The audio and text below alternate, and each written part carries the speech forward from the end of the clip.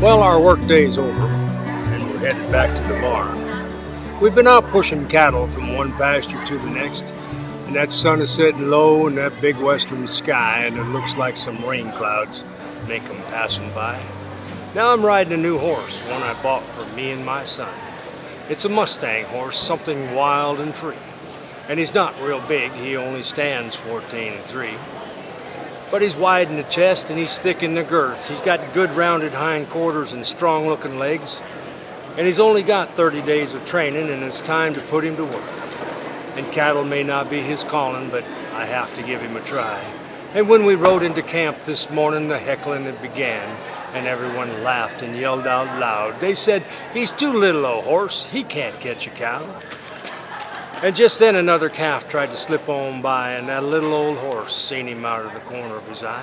And he turned real quick and he bolted on out. He caught up with that calf and he turned him about and pushed him right back to the center of the herd. And I hollered out loud for all those to hear. How is that for a little old horse who can't catch a cow? And I found out today that this little old horse, he could rope and cut right up with the best. He was quick and agile, and he'd spin on a dime, and I knew right then his horse and I'd do just fine. And he made me quite proud the rest of the day as cowboys would ride up and have nice things to say. And I remember the day of the auction, and I wasn't quite sure. That little old horse seemed so reluctant and scared, and he'd rear into the air. So with a gentle voice and a kind giving hand, I approached and reassured him that I'd be his best friend. Now I feel some raindrops starting to fall, so I better pick up the pace and get back to the barn, where I'll curry him down and keep him quite warm. And I'll give him some grain and a big flake of hay and let him know that he'd done real good today.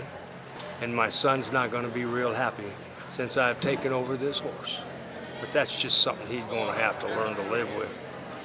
That is, until I get back to the auction and buy another Mustang horse.